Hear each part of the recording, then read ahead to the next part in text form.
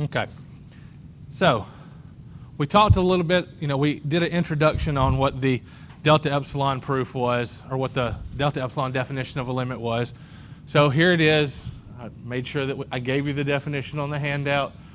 Let f be a function defined on an open interval containing c except possibly at c, and let L be a real number. The statement, the limit of f of x as x approaches c equals L, means that for every epsilon greater than 0, there exists a delta greater than 0 such that if the absolute value of x minus c is between 0 and delta, then the absolute value of f of x minus L is less than epsilon. Once again, I said at this point, I wanted you to memorize it and know it. Now we're going to actually learn what it means and how to apply it. Okay?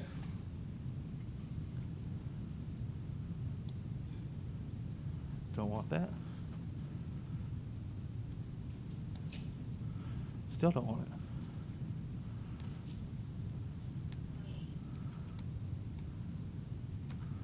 There we go. Would you go away? All right. So notice that the delta is affiliated with the x. So that's going to be your variation in x, right? So if x minus c gives me some delta, that's going to be, and generally when you deal with deltas, that's always your change in x. Okay, so that's what we're talking about. We're talking about some variation in x. The epsilon, notice, is affiliated with the f of x. So that's your change in y. Okay, so we're assuming that the limit is on the y-axis. So we're talking about something that looks like this. We've got some function, and we're saying that at c, it's approaching L. Okay, so we can see that the limit is approaching L. Okay? Now, we had the issue with as we get close to and approaching. These are the values that we don't have mathematical terms for. So this definition lets us get really specific with epsilons and deltas. So we want to say that if we have say L plus epsilon, L minus epsilon, then this is going to give us some range of c minus delta and c plus delta.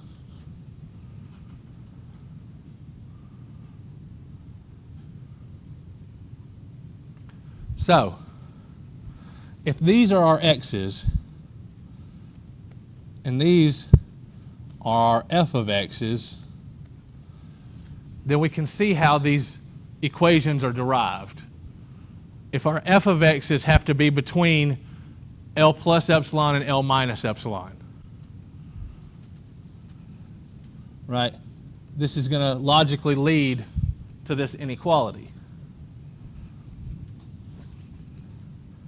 If our x has to be between c minus delta and c plus delta, it's going to logically lead to this inequality, okay? Because this is just saying that, if we break these down, what does this say?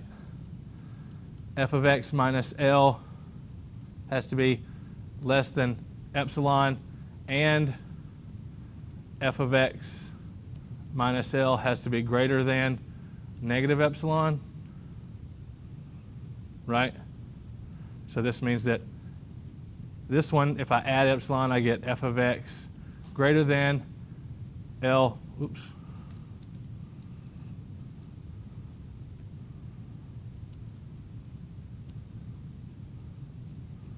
L minus epsilon, and then this one gives me f of x less than L plus epsilon. So if I'm greater than minus epsilon and less than plus epsilon, I have to be in this range, right? That's logical. Same thing goes with the x minus c. And the greater than 0 just implies that I have to be positive. Okay? Here you go. What's your name? Okay.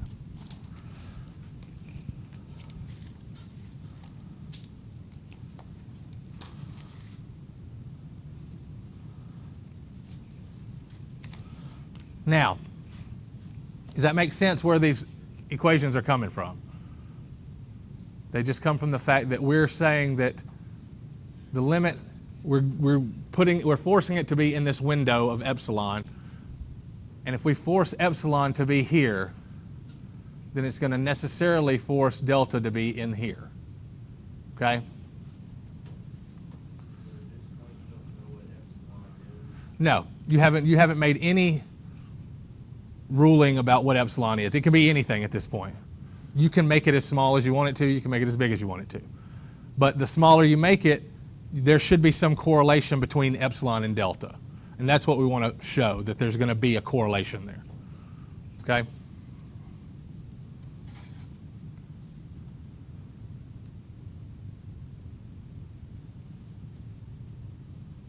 So, given all of that, we want to be able to show and verify that a limit exists. You can't determine a limit using this definition, but you can verify that a limit exists that you've already determined. Okay?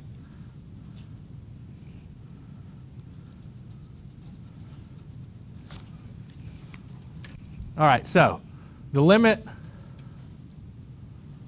as x approaches 2 of 3x plus 2. What is that limit? How do we determine that limit? We talked about this last time. Right, it's a polynomial. There's no reason, there's nothing to keep us from just plugging that 2 in and getting a value because it's a continuous function. So what's that limit going to be? 8. Okay, so in this example, C is 2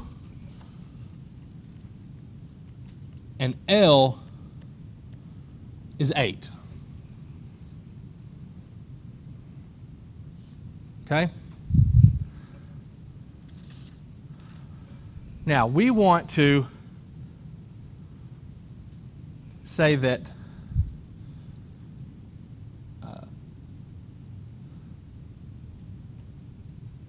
zero less than the absolute value of x minus 2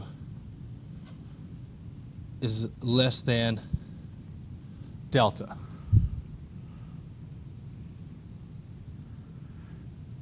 Now we want this to look like our f of x minus L. So we need it to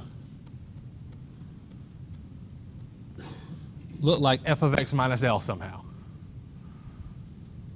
Well, f of x minus L is what? What's f of x? Well, f of x is just our function. So that's 3x plus 2. And what's L? 8, so minus 8. Okay? So what does that give us? That gives us the absolute value of 3x minus 6. So if I factor that out, that gives me 3 times x minus 2.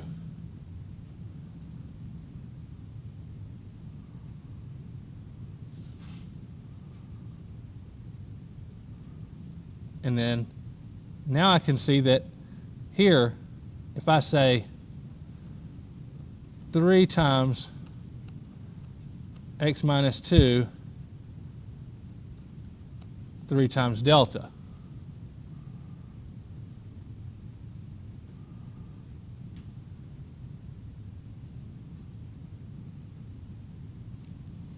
Okay, now this, and here I can pull a 3 out of absolute values, right? Because 3 is positive, I can pull it outside of absolute values. So that's absolute value of x minus 2, and I want that to be less than epsilon, right? So all of those are less than epsilon.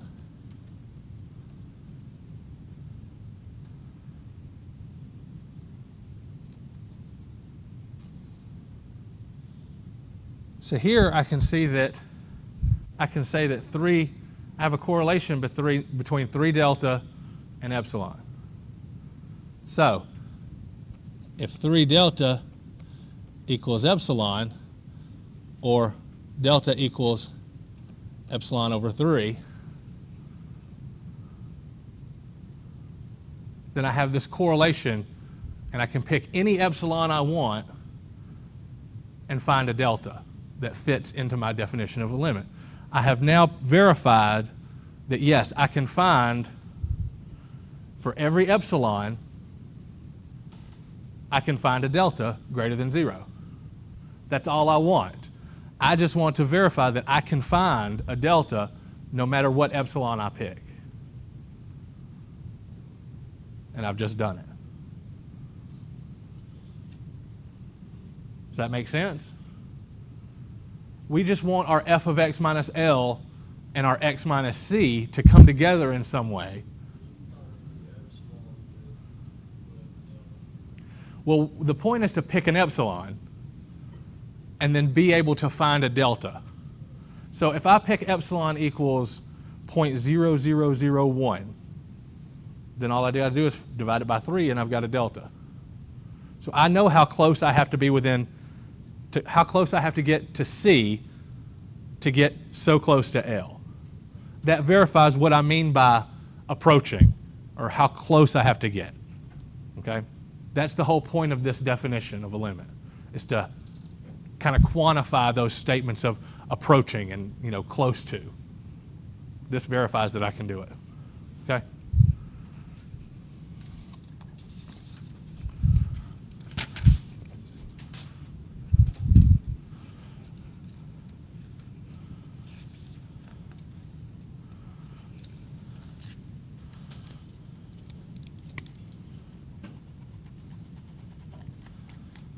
All right, so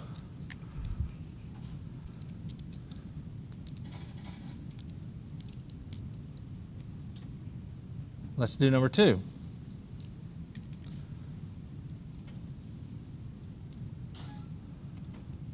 Let's start by finding the limit. What's the limit of 4x plus 5 as x approaches negative 2?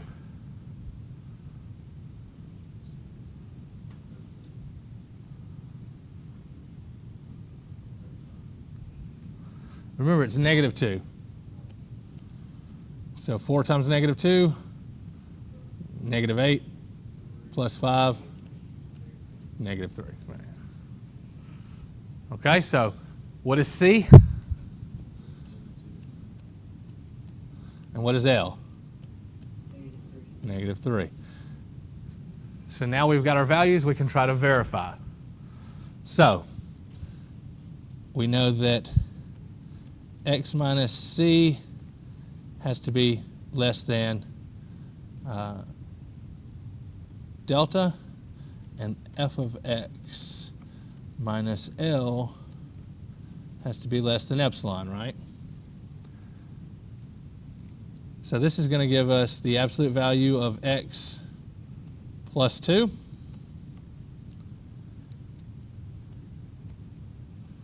And this is going to give us 4x plus 5 plus 3. Right? Subtract a negative, it changes it to plus. So that gives us 4x plus 8.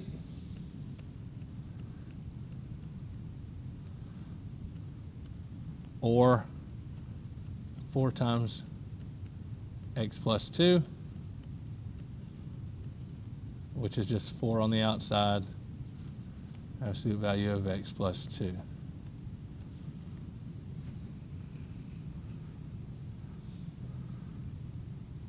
Hey, we like that, right? We got that x plus 2, which is what we were looking for. So that means over here, we multiply by 4. We get 4 times x plus 2 less than 4 delta. Therefore, 4 delta equals epsilon, and delta equals epsilon over 4.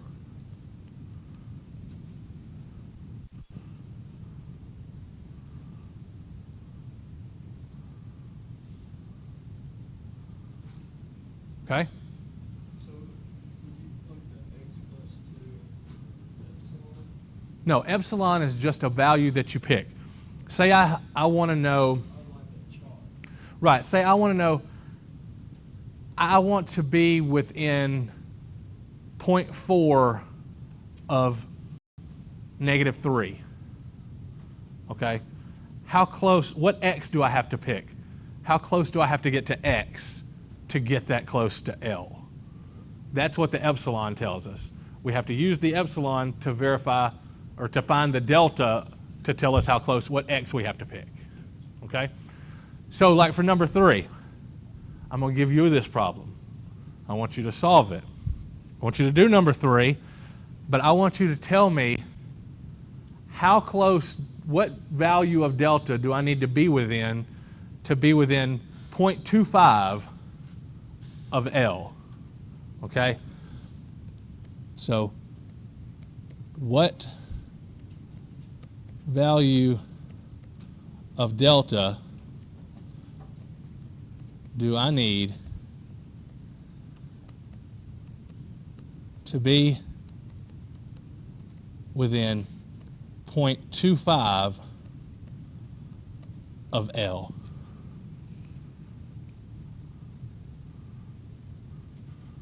So that means, what does 0.25 represent here? Epsilon.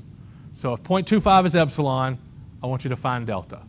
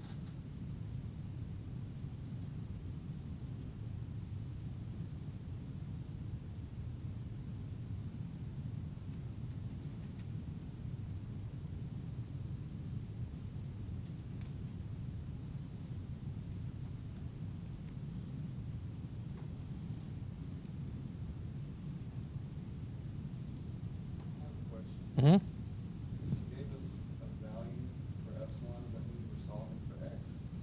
No, No? no. You're going to solve it out, do what you're supposed to, find delta in terms of epsilon, and then solve for delta.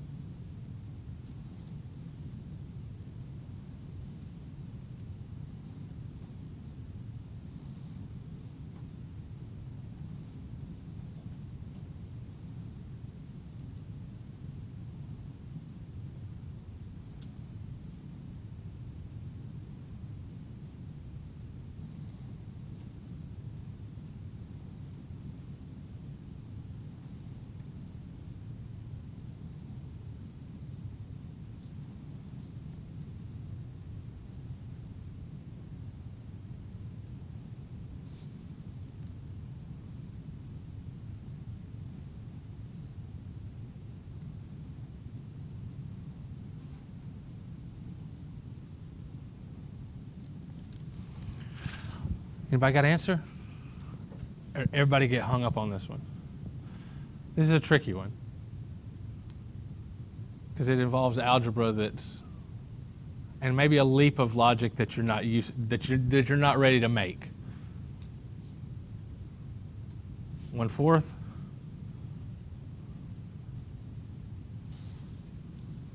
That would mean delta and epsilon were equal to each other.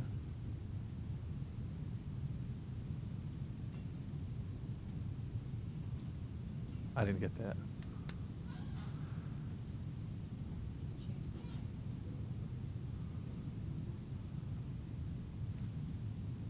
No. I'll show you how I did it. What'd you get?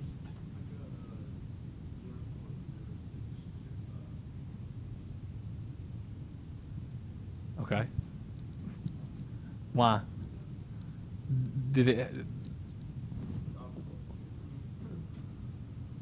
got 4 delta, and I got delta equals epsilon over 4 plus 0.65/4 divided out. Okay. Let me show you how I did it, and let's see if anybody came in this realm. Okay. I think it's going to be a little bit more, a little different than what y'all are doing. So let's do. So we're going to have C equals 4, right? What's L going to be? 2. So we got x minus 4 less than delta.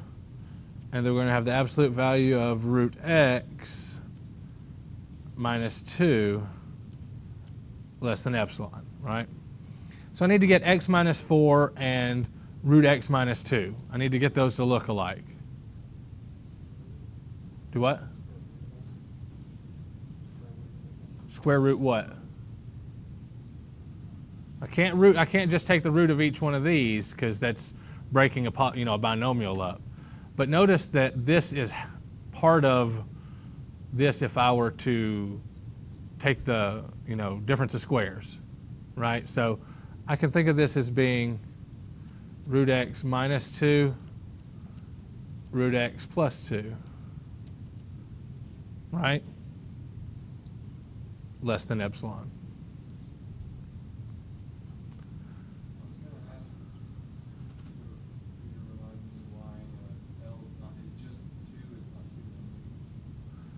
Because if I plug 4 in, the square root of 4 is 2. Because square root is always a positive value. By definition, square root is always positive. To be plus or minus, you would have to have the plus or minus out front. Because by definition, that radical sign always gives us a positive value. Yes, sir? I want to say I thought of doing that because it would eliminate the middle term. Absolutely. If they were the same middle sign, it would add a third term in the middle. Right. If you worked it out. Mm-hmm. So I thought of doing it like that, but I just didn't know if it was allowed or if it was part of the syntax. It is, and you're going to see a lot of stuff like this where you have to factor and try to make things work like this. Bless you. So now that we've got something here and something here, our problem is this. Right, so how do I get rid of that? Well, here in this x, it's got an x in it, so I know, what do I know about x? I know that x is approaching 4, right? So I can say that x, I can pick a big value for x and a little value for x and say it has to be between this range because I know my delta is going to be small, okay? So I can pick, say, x between, 3 and 5 and look at it on a closed interval from 3 to 5 because all my delta should be smaller than, between 3 and 5, right? Because I want really small values of delta. So if I let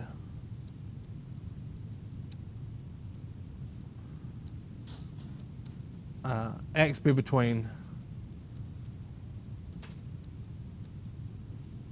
3 and 5, then the maximum that this value can be is going to be root 5 plus 2. Okay? So this is going to give me 2 plus root 5, which is a positive value, times square root of x minus 2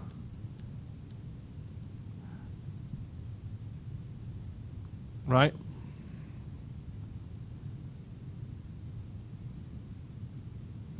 So I can divide by the 2 plus root 5.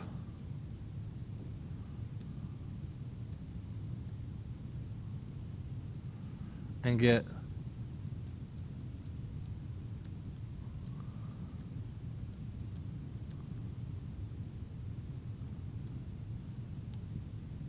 delta over 2 plus root 5. Okay? So now I have these things equal, so I can set delta over 2 plus root 5 equal to epsilon. Multiply both sides by the 2 plus root 5 and get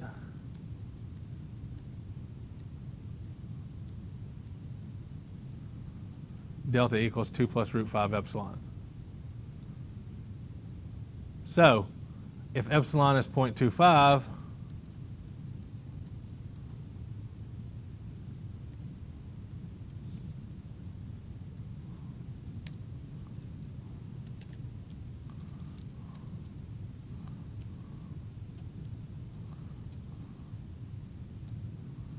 really?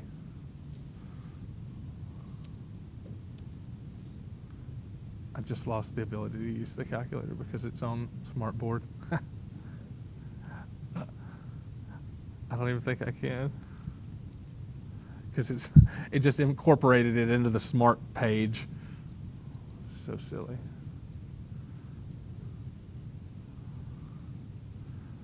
Oh well. Somebody use their calculator and tell me what that is. Yeah, decimal. 2 decimals. 1.06. Okay.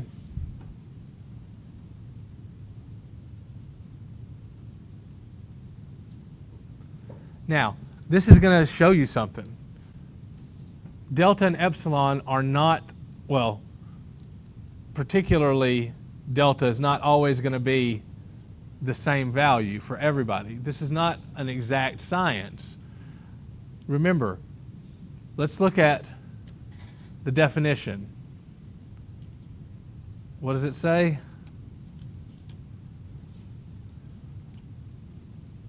For every epsilon, there exists a delta. Not a unique delta, just a delta. I just want to prove that I can find one. I'm not trying to find the smallest possible delta. I'm not, there's no set value for delta. I just want to verify that I can find one. I just have to find that correlation between epsilon and delta. Okay? Yes, sir. Would the answer I got? It might. It just kind of depends on whether you were algebraically able to make those things equal to each other or not. When you said let x be between 3 and 5, Mm-hmm. is that to correspond to the within 0.25 graph? No, has nothing to do with the 0.25. It just means that I know that C is 4, so I just picked values on either side of 4. Because I know delta tends to be smaller, so I'm just picking values that I could use 2 and 6. I could use 0 and 9 if I wanted whole numbers. So it just kind of depends on whatever you want to do. That's why I'm saying it doesn't have to be, there's not going to be an exact answer. Because if you wanted to use, in that case, if you wanted to use 9, then you could have used root 9, which would have gave you 3 plus 2, which would give you 5. So you'd have had 5 delta equals epsilon, or delta over 5, I should say, equals epsilon, or delta equals 5 epsilon. So that would have given you a totally different answer. You see what I'm saying?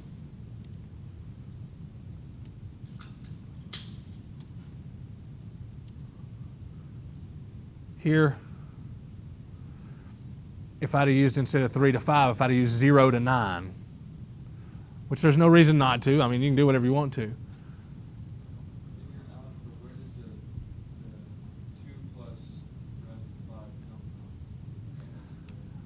Because it was the biggest value In, when I picked x equals 5, root 5 plus 2. Just plugging the 5 in there. okay.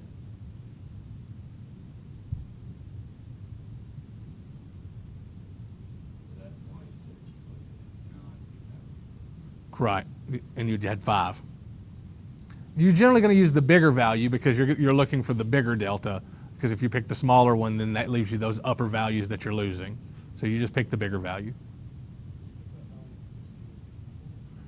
Yeah, that's why I picked it, just because I need something bigger than C. I need something smaller than C. So you multiply, you plug C into radical x plus 2, which is L, right? L is just 2, L, okay, L is just 2. because L is the limit. I guess where I'm confused is just, why did we start with, I mean, I see you subtracted, you divided both sides by 2 radical 5, and that's how we got to where, what delta is equal to. Mm-hmm. But why did we multiply the absolute value of radical x plus 2, minus 2, excuse me, times 2 radical 5? Why do we do that? Because here, we broke x minus 4 down here, right? Right. You're good with that. Yeah. So here we just picked a range for x to be. Which one less and one more than C. Correct. So I took the bigger value because that's the biggest that delta will ever be.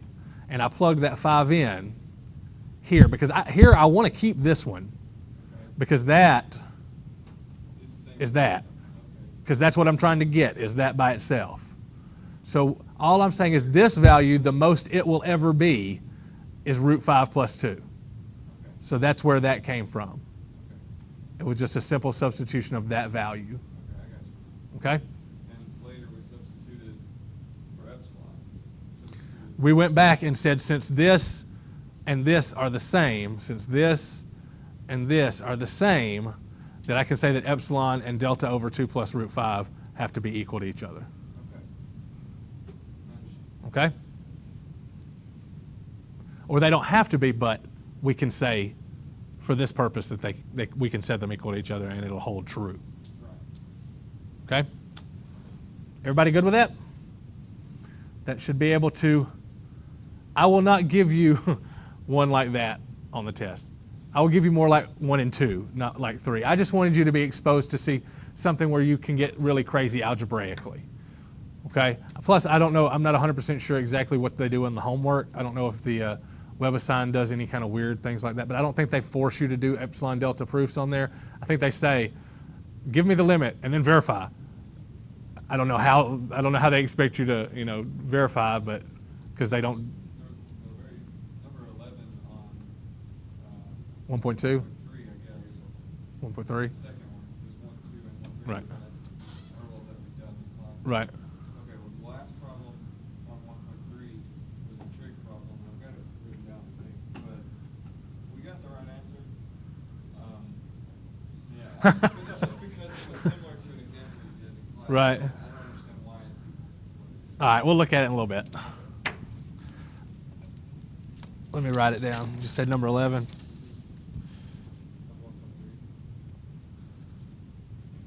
1.3. All right.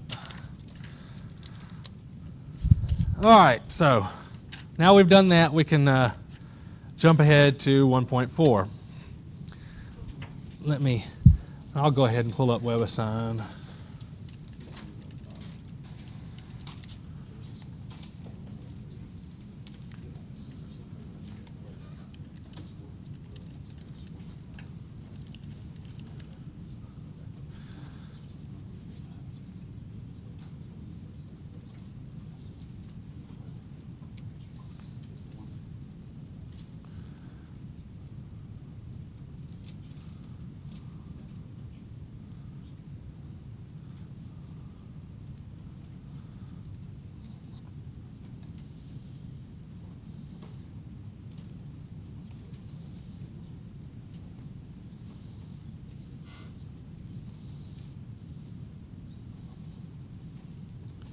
All right, so the first thing we want to talk about is continuity. So everybody knows how to determine if something's continuous, right? What's the way we learn how to determine if something is continuous up to this point? Yeah. You don't have to lift your pencil. That was the basic test, right? Okay, so we're going to look at a different way of determining if something is continuous using our limits. Okay? So here we have three conditions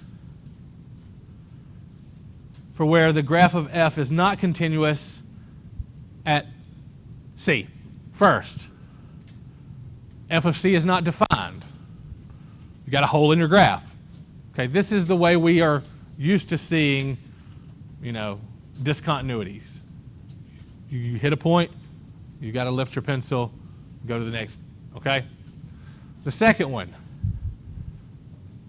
Here we have a really big gap. So we really have to pick our pencil up and move it. Okay? But now we're going to define it as a point where the limit as x approaches c does not exist. Why does the limit not exist at this point?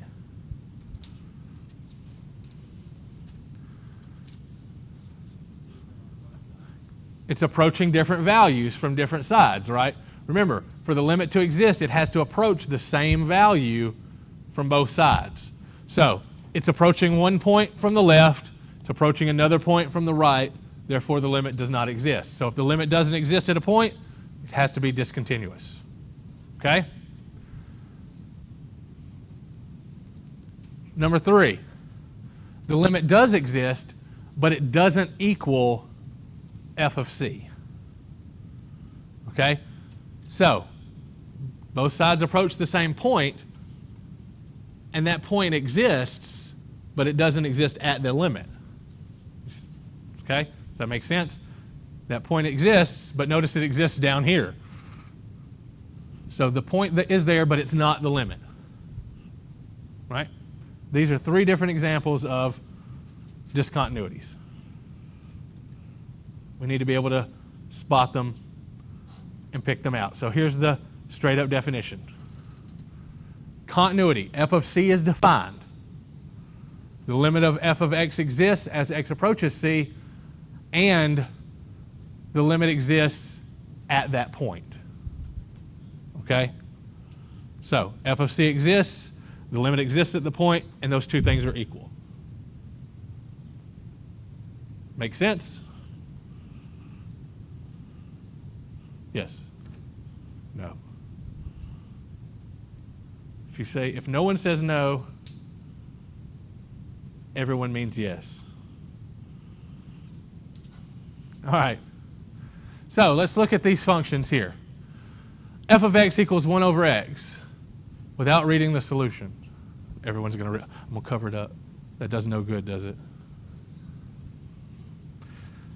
1 over x. Is it continuous? No, it can't be continuous. Why? Where is it not defined? At 0. If x is equal to 0, what happens? You have an asymptote, right? So anytime you've got 0 in the denominator, it's not continuous. Might be an asymptote, might be a removable discontinuity, but there's always going to be a discontinuity there of some sort. Okay? What's the difference between an asymptote and a removable discontinuity?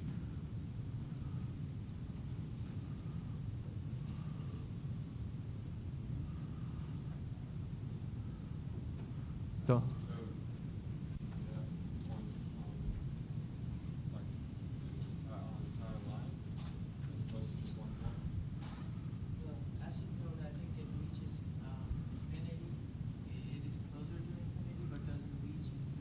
it does, but if I'm looking at a graph or at a function, how am I going to, like, A and B? A has an asymptote. B has a removable discontinuity. How can I tell that by looking at them?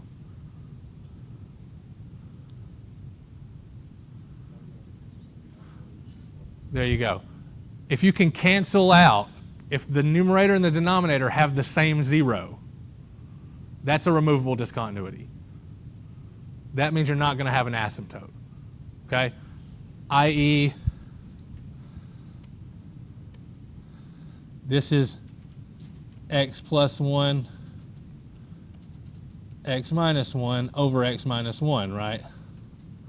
The x minus 1's cancel out, so I'm just going to get the graph of x plus 1 with a hole in it at that removable discontinuity. I have no asymptote, nothing approaching infinity. Okay, that's the difference between an asymptote and a removable discontinuity, right? So does B have a discontinuity? Obviously, so it's got a removable one. All right, what about C here? Is x plus 1 continuous?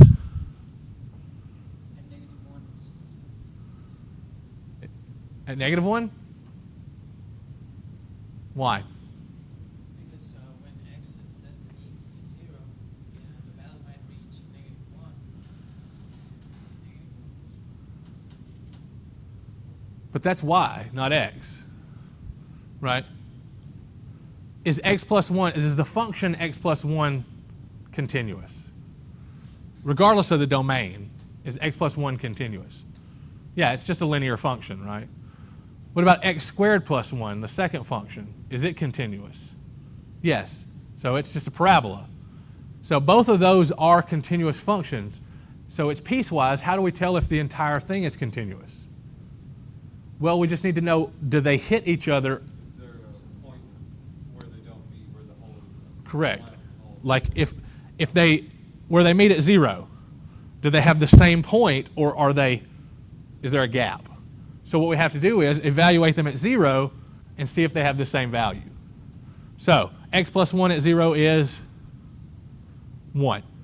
X squared plus 1 at 0 is 1. So they both have the same y value at 0, therefore they hit at the same value, therefore it's continuous. Okay? So with piecewise functions, that's all you have to do. Evaluate them at their joint where they meet and verify that they are hitting those points. If they don't, they're discontinuous. If they don't, on the y-axis or the x-axis? Well, the x-axis is where they meet. Right. That's the x value. You want to verify that the y value is the same. That's going to be, because you know the x is going to be the same because you picked it. Okay. Right? So you just want to verify that the y value is the same. What about y equals sine x? Are trig functions continuous? Some of them. Which ones are continuous? Sine and cosine. They're really the only ones, right? Tangent has asymptotes. Cotangent has asymptotes. Secant and cosecant have asymptotes. Okay?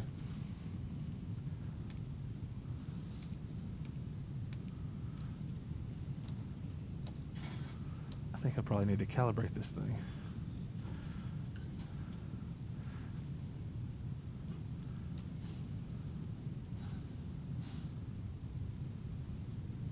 All right, so now we're going to talk about one-sided limits. So a straight limit only exists when it's the same from both sides, right? But I did tell you that we would talk about what if we just want the limit from the right side or the limit from the left side. So we denote these with plus and minus signs.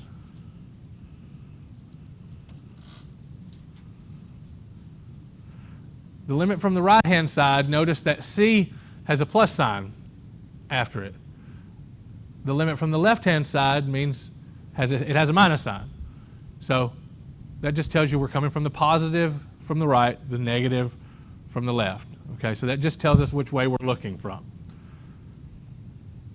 For example here, notice this square root. That's one of the most useful times we're going to use one-sided limits. Because why? Can I take the limit at 0 of a square root? No, because it has no negative. I can't take the square root of a negative number, right? So if I plug in a negative value, I get no value. That means it has no left limit because it has no values over there. So it's not approaching because it's got nothing over there.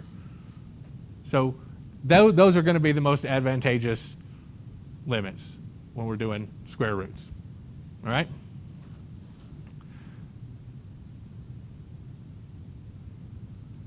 Here's an example. The limit of f of x is 4 minus x, square root of 4 minus x squared as x approaches negative 2.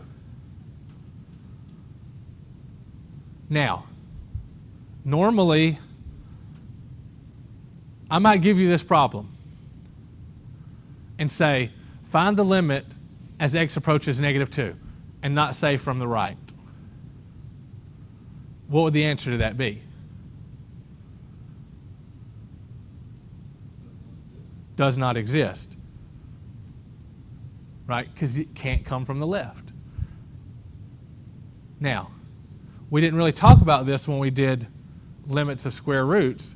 All we said was, you can't have that negative values in there, but you also can't be on the border.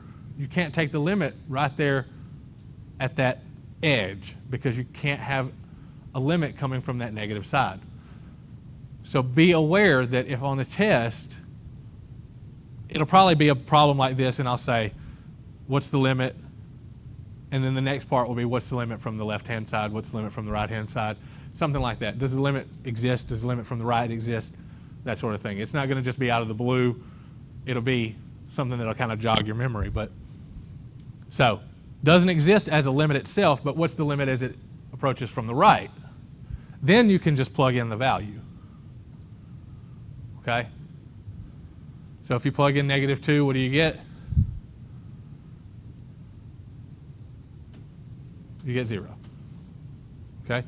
What if I were to say, what is the limit of this as x approaches 0? Does that limit exist?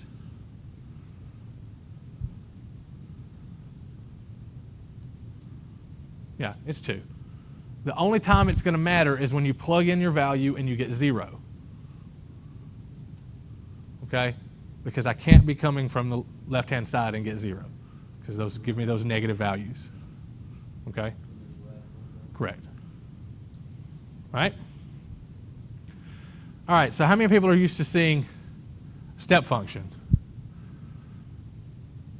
It's when your mother remarries and she brings a function to the marriage. It's a step function. It goes up 1, over, up 1. Basically, it's just taking the greatest integer associated with that function. So if you've got the greatest integer, it's the least, I'm sorry, it's called greatest integer, but it's actually the least integer. I don't know why they call it greatest integer. So you're looking at what's the greatest integer of 2.5? 2. So you're taking the integer part of any number. Okay, what's the biggest integer associated with that value? Okay. You round down. Negative 2.5. What's the greatest integer associated with negative 2.5? You don't take the 2 here. You round it down. It's negative 3. You always round down. Okay? So, a step function looks like this graph over here to the right. It always includes a point. It includes the integer and then goes over. You've got a hole. And then it jumps up to that next integer. You've got a hole. You see how it just steps up, integer, integer, integer. Every value on that line has that integer value. Okay? So you can take limits just like you would any other function. The limit of any value as you approach, depending on whether you're looking from the right or the left, though, you're going to get different values at integers. Like if I want to say, what's the limit of the step function as x approaches 1 from the right? What value is x approaching? It's approaching 1, right? What about from the left? 0, because it's on 0. So depending on what side, these are functions that are only going to give you right and left-hand limits as well. Okay?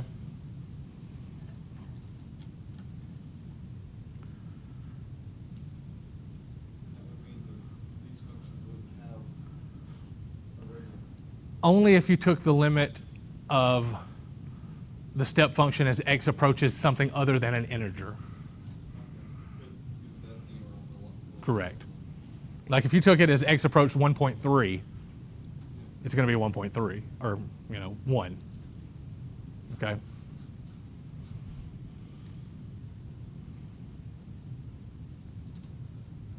So the existence of the limit, this is just a theorem that says everything that we've been saying all along about limits.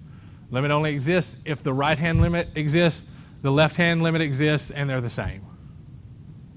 Okay?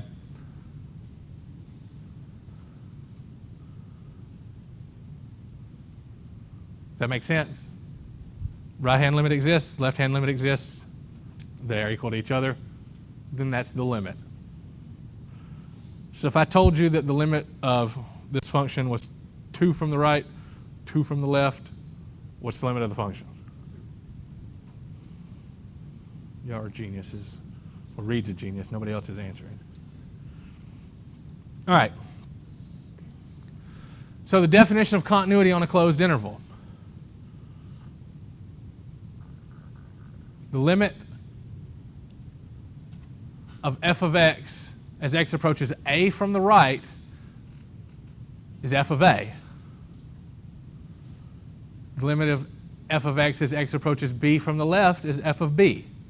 That means those points have to exist, and they have to be equal to f of a and f of b. It's a closed interval, right? Those points have to exist on the ends. That's all it's saying.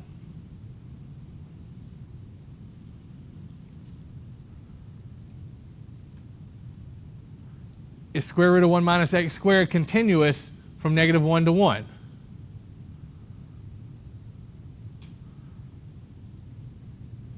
Does the limit exist as x approaches -1 from the right? Yes. And is it -1? Yes. Or is it 0? I'm sorry. It's 0. Does it approach the limit? Does it exist as we approach 1 from the left? And does it equal 0? Yes. So that tells us that it's a closed interval. Or that it's a continuous function on a closed interval. Okay? I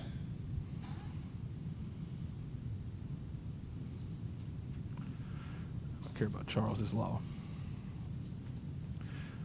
So, properties of continuity, fairly straightforward. If f and g are continuous, then we know that we can scalar multiply by them. So if some function is continuous and I just multiply something by it, it's still continuous, a scalar. If we add two continuous functions together, we still get a continuous function. If we subtract them, we still get a continuous function. If we multiply two continuous functions together, we still get a continuous function. And then if we divide two continuous functions together, as long as one of them is not equal to 0, the g, then we still have a continuous function. Okay? So, polynomials will all be functions. Rationals will be continuous. Polynomials will be continuous. Okay? Radicals are continuous on that closed interval, generally, trig functions continuous on certain intervals. Okay?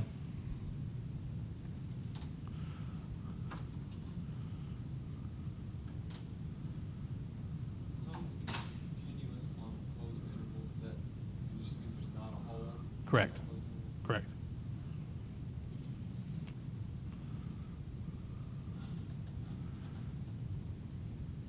And notice that this says these functions are continuous at every point in their domains. So as long as we can define them, they're continuous.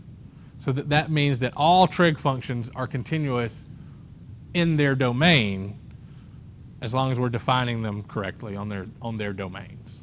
Okay?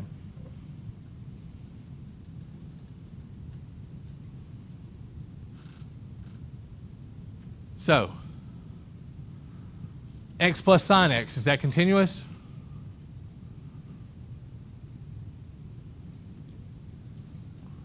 Sure, because x is continuous. And sine is continuous, therefore x plus sine is continuous.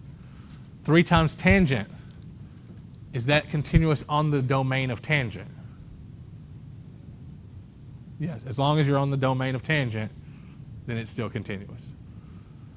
If that was a question, would that be the answer? That it's continuous on the closed interval? Right, because it says it's continuous at every point in its domain. So, yes. X squared plus 1 over cosine x. Is that continuous at every point in its domain?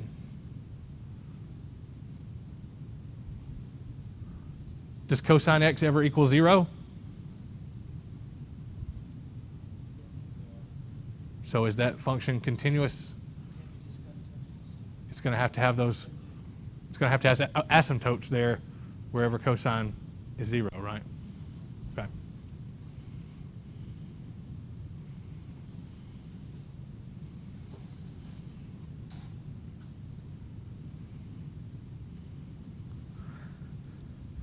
So composite functions are also continuous. So if you've got a function within a function, they're also continuous. So if you had like sine of x squared plus 1, that's a function inside of a function. It's a continuous function inside of a continuous function. You know that that's also going to be continuous. Okay? No biggie on that.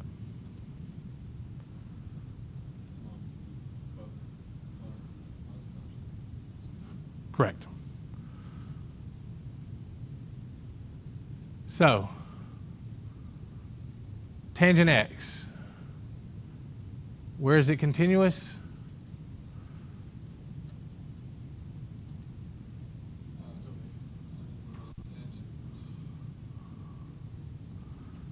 Basically everywhere that tangent is defined, right?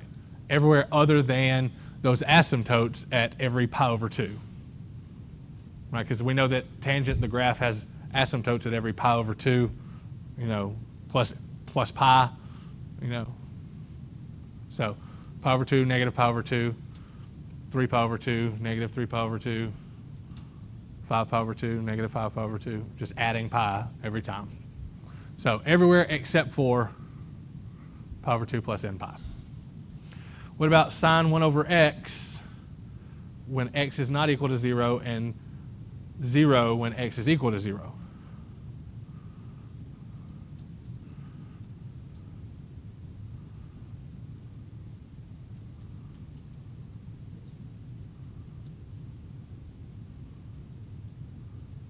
What's the interval that that's going to be defined on?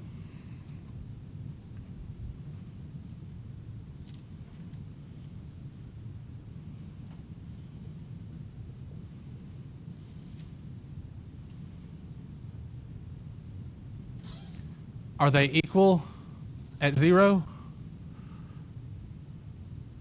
No, because sine of 1 over x is not defined at 0, right? Therefore, even though sine of 1 over x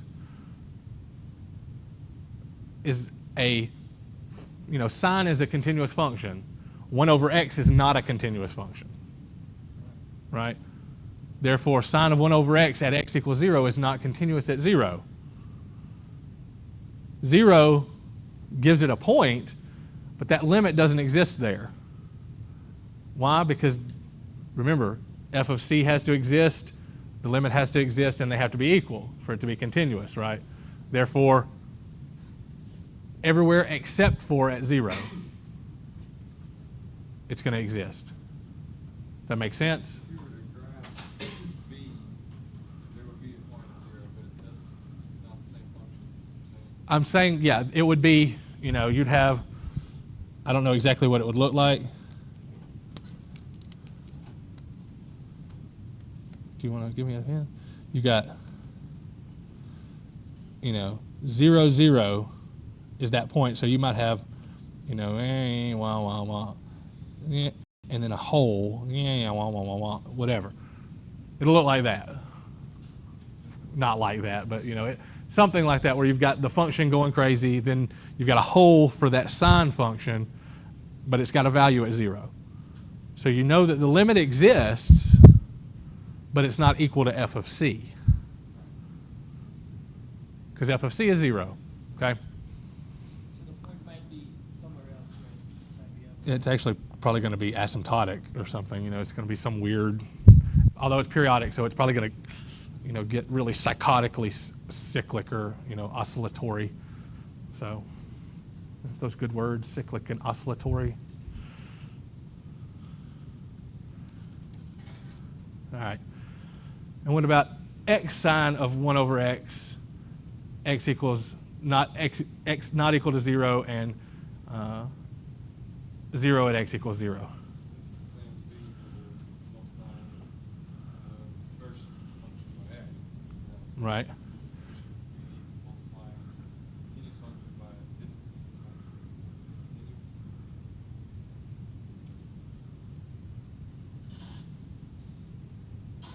Okay. Now think about this. Yes, that first one is discontinuous at 0, right? Right. The 1 over x is continuous at 0.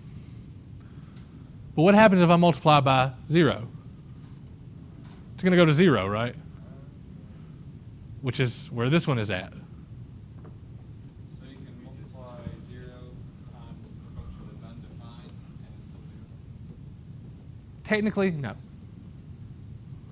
But 1 over x is, you're taking the sine of something as it's approaching infinity, and you're multiplying 0 times something that's getting really big, but it's oscillating. So it's going to be oscillating towards 0. It's probably never going to get there, but it's going to go to 0. And if you, I'll actually show you the graph there.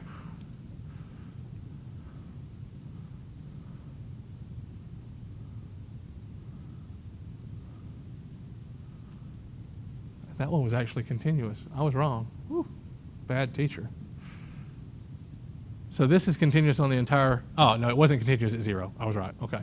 So this is continuous on the entire number line because, look, it's oscillating to 0 because we're multiplying times 0. But we're not ever getting to 0. It's just approaching it. We're oscillating towards 0. And then at 0, we're going to 0. So the limit is what? It's going to be 0 because it's approaching 0 on both sides. What is f of c? F of c is 0. Therefore, the limit exists, and it equals f of c. Therefore, it's continuous. And this kind of problem, where do we get C from? We have It's where they're approaching. They're both at 0. Yeah. In this case, it's just where they're meeting. Okay? Does that make sense? The first one, I don't care that it never hits there because I'm taking the limit of the top one. The second one is giving me f of c, and I just want to verify that the limit and f of c are the same. If they are, it's continuous. If they're not, it's discontinuous. Okay?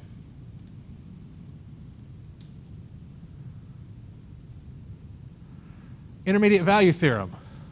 This is one of those things that sounds scary and is not.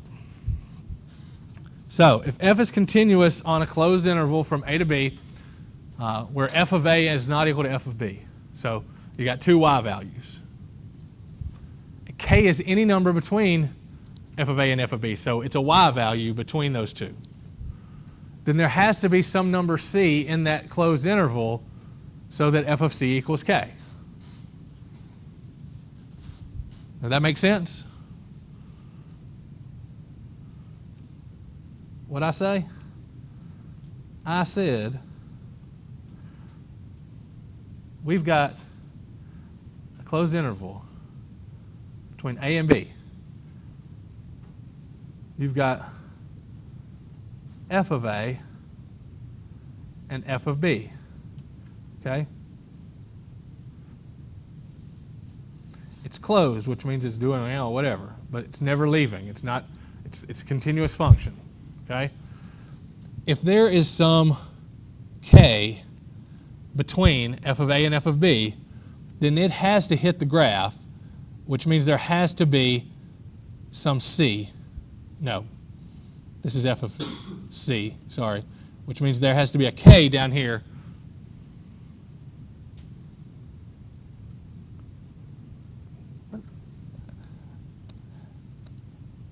I was right.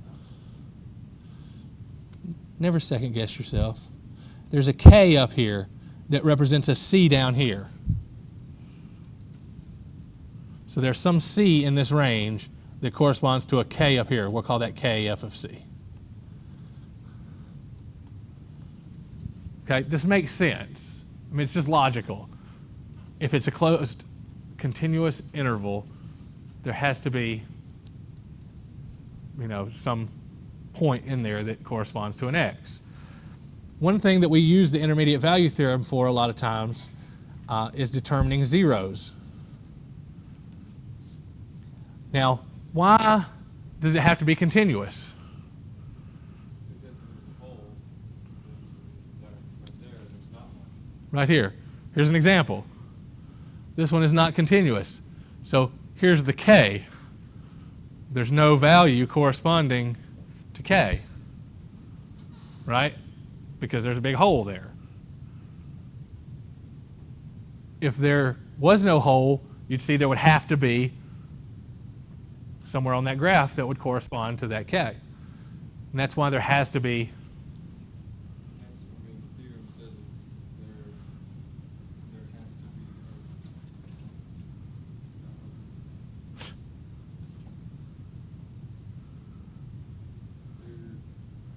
There is at least one hole. There's not one there. Correct.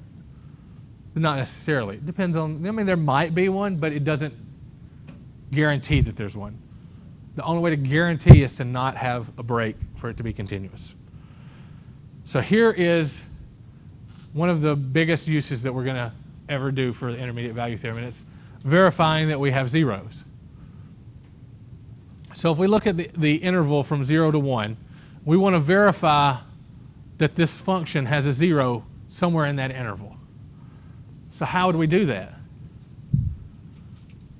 If we can prove that on this end the y is negative, and on this end the y is positive, then it's got to cross the axis, right? The axis. That's the x-axis, the axis.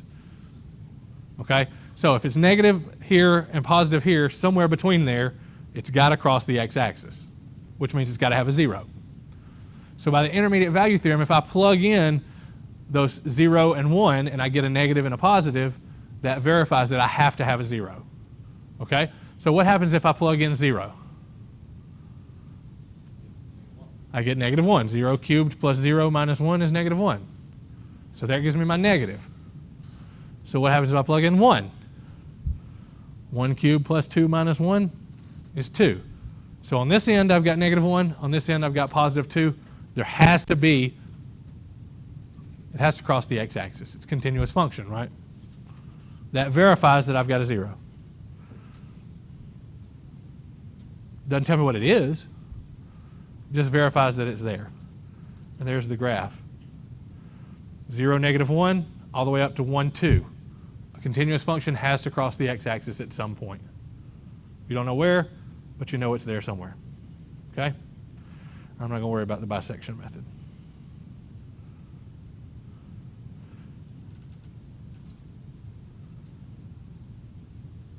And that's 1.4.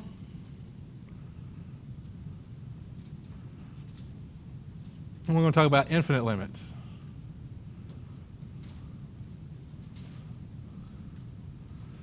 All right, so we want to look at the function f of x equals 3 over x minus 2.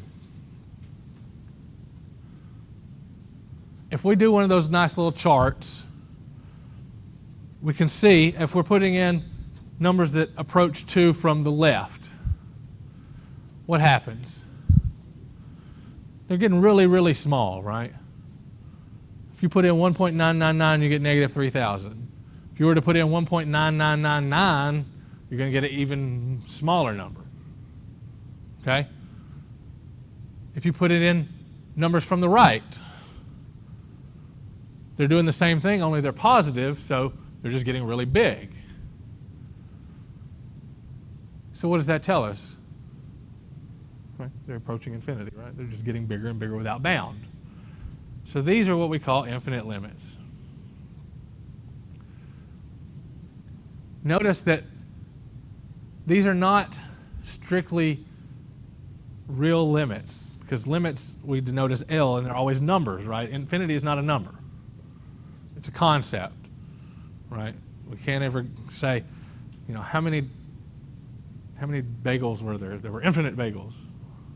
No, there weren't, but man, that would be a great world. Who here likes bagels? My wife has become addicted to strawberry cream cheese. She's just, I don't know what's going on with her, but it's like a bagel and like literally like this much strawberry cream cheese. It's like they're good, I guess. It's like that's a little much cream cheese. I make like sausage and egg and cheese and bagels. It's like so good. I'll see y'all later. I gotta go get a bagel. No, that's what I had for breakfast this morning. Though, and it was good.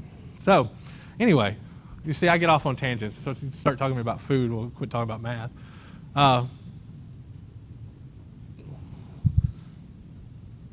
We talk about limits from the right and left-hand side. Notice that from the left-hand side, it goes to negative infinity. From the right-hand side, it's going to positive infinity. Okay, a lot of times you have to kind of look at the value from this side to determine whether it's positive or negative, because you might have a graph like this that's going positive one way, negative one way. Okay, we're going to show you little shortcuts for determining infinity, but you really have to pay attention to the sign. The sign is what's going to get you a lot of times, making sure that you're aware of whether it's going up or going down. Okay. So here's the definition of an infinite limit. So we've got a function that's defined on every real number in some open interval containing c except possibly at c. So just like with our delta epsilon, here we have the limit of f of x as x approaches c equals infinity, means that for every m greater than 0, there exists a delta greater than 0 such that f of x greater than m whenever x minus c is less than delta. Similarly, the statement, the limit of f of x as x approaches c equals negative infinity, means that in less than 0 exists a delta greater than 0 such that f of x less than n whenever x minus c is less than delta. This is very similar to the delta epsilon proof that we did for a regular limit, just tweaked a little bit. I'm never going to make you use this one, so I'm exposing you to it, but really not so much that you can use this one. I would like for you to play around with it, look at it, but I'm not going to ask you to spout this one out like I will. The other one I will ask you for on the test, so make sure you know it, okay? And I will have problems, so you need to know how to use it. Formal definition, delta epsilon definition of a limit. All right. So it's easy to determine infinite limits from a graph, right? So that first one, what's the limit of the f of x as x approaches 1 from the right?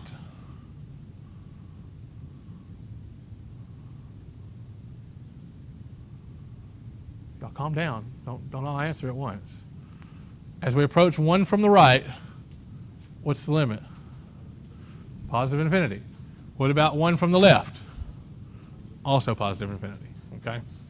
Now, what if I were to ask you what the limit at 1 was? Does not exist. You cannot. An infinite limit is not a real limit. Okay. So if I ask for a limit, it has to be a real number. These are one-sided limits and don't really exist in terms of actual limits. Okay? That's squabbly and nitpicky, but it's true. Right? What about the second one? What's the limit as x approaches 1 from the right? Negative infinity. Okay? What's the limit as x approaches 0? 1. Okay, everybody go with that? All you gotta do is plug that in. Or look at the graph.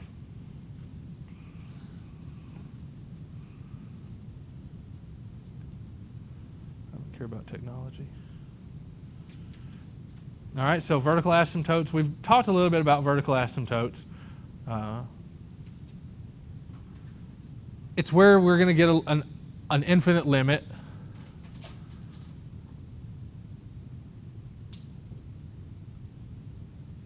This theorem is going to basically define a vertical asymptote for us.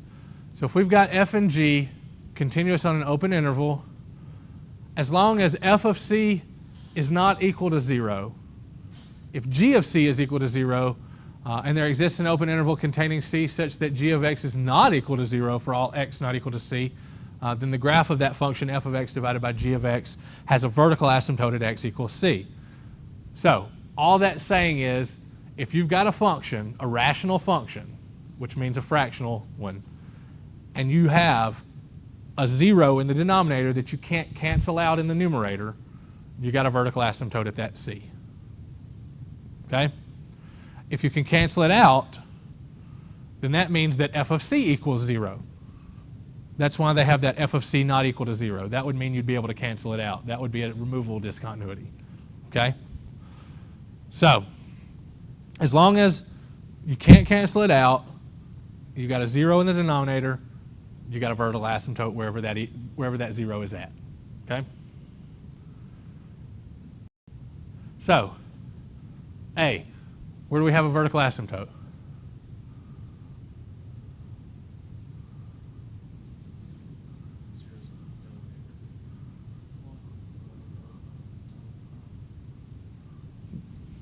This problem?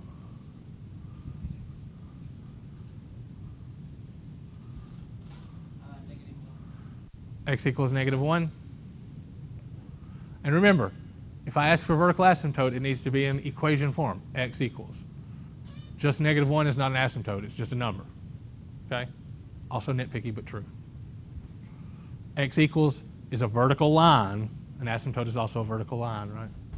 Okay. What about the second one? X squared plus 1 divided by x squared minus 1. X equals -1, x equals 1, because we can't cancel any of them out, right?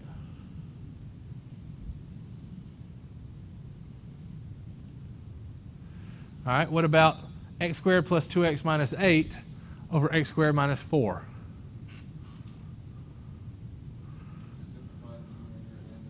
Absolutely. Factor everything you can, and then cancel anything out that they have in common.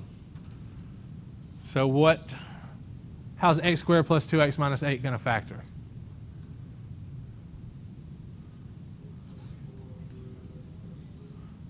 X plus 4, x minus 2. And then the bottom is x plus 2x minus 2. Okay? So the x minus 2's can cancel each other out. That's going to give us a discontinuity, but it's going to be a removable discontinuity at x equals 2, right? So we don't care about that because we're just talking about vertical asymptotes. So where is our vertical asymptote going to be? X equals -2. All right? Now, finding limits. The limit as x approaches approaches 1 from the left. What happens if you plug in 1? You get that 0 in the denominator, right? You get 1 squared minus, or 1 minus 3 is -2 over 0, which is undefined. However, it gives us something over 0, which means we're dividing by something that's really small, right? 0, it's really small. What happens if you divide by something really small? What do you get? Something really big. So we know anytime we divide by 0, the limit is going to be infinite.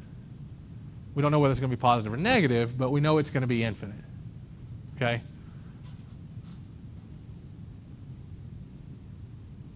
Without graphing it, how do we determine whether it's going to be a positive infinity or a negative infinity if we're approaching from the left?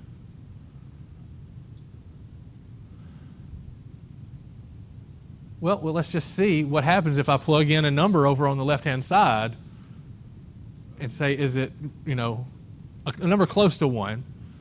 Is it positive or negative? So like from the left is like 0.9, right? So 0.9 minus 1 gives us a negative number, right? 0.9 squared minus 3 times 0.9, is that going to give us a positive number or a negative number? It's going to give us a negative number as well, isn't it? Negative over negative is positive. Therefore, it's in the positive range. It's approaching positive infinity. What about from the right? Do 1.1. So 1.1 minus 1 is positive. 1.1 squared minus 3 times 1.1 is going to be negative. Negative divided by positive is negative. Therefore, that one is approaching negative infinity. Okay? Does that make sense? And of course, you can always graph them if you've got a graphing calculator and look at it and see, oh, yeah, it's going to negative, it's going to positive. And you can see, there's the graph. You can see one's going positive, one's going negative.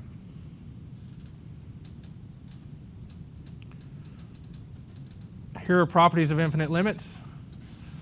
Just like the limits are the properties of regular limits, you can add them together. The sum of, notice that here f is infinite but g is not, okay, for these examples. So if you add an infinite and a finite limit together, you get an infinite limit. Because it's just like adding infinity to a number. What do you get? You still get infinity. Same if you multiply. Here, be aware that if you've got infinity and you multiply it by a positive number, you get positive infinity. If you've got infinity and you multiply by a negative number, you get negative infinity. And then when you take the limit, here's where you get the opposite of what we talked about a while ago. If you divide by a really big number, what do you get? A really small number. So as x gets, or as the function gets really, really, really big, the limit gets really, really, really small. We're approaching 0. So if you divide a number by infinity, the limit will be 0. Okay? And these limits will also apply for one-sided limits as well.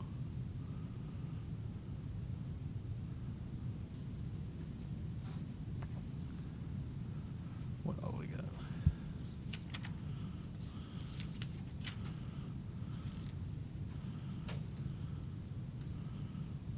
All right, so let's look at these real quick. What's the limit of 1 plus 1 over x squared? Well, the limit of 1 is what? What's the limit of a constant? It's a constant, right? It's just 1. 1 over x squared gives us 1 over 0, which is, it's going to be an infinity. Since it's squared, it's going to be positive from both directions, so it doesn't matter. It's going to be positive infinity. So what's a constant plus an infinite? It's infinity. All right? X squared plus 1 over cotangent of pi x. All right? So what's the limit of x squared plus 1? As we approach 1 from the left. Doesn't matter, it's a straight limit. You know, right and left are going to be the same. So if you plug 1 in, you get 2. If you take the cotangent of 1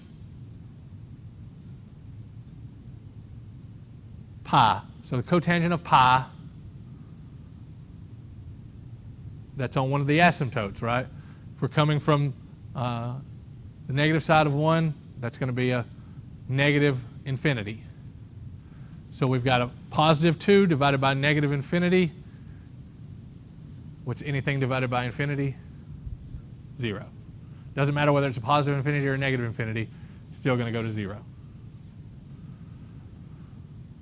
Limit of 3 times cotangent.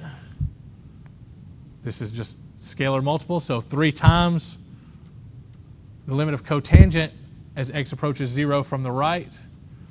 So if you look at your cotangent at 0, we're going to positive infinity. 3 times infinity, still infinity. And if you're not comfortable with these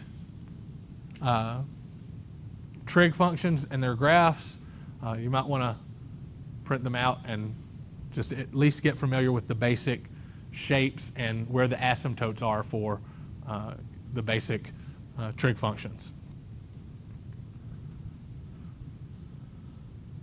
I won't give you anything on the test, but not unless I tell you specifically, but I don't foresee it happening. And then lastly, limit of x squared plus 1 over x. So at 0, what's the limit of x squared?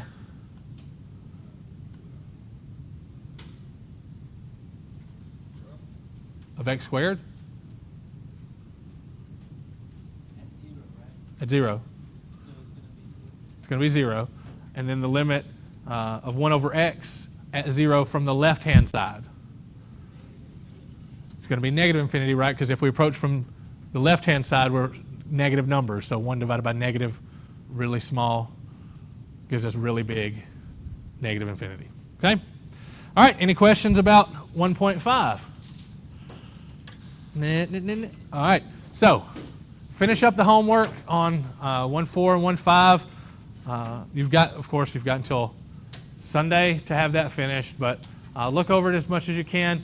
We'll do review on Wednesday. I'll print out a sample test. That's what we'll do in class, is work on the sample test. I'll let you do a little bit of work independently with groups and working together, and then we'll go over it and pretty much do the whole thing in class. Okay?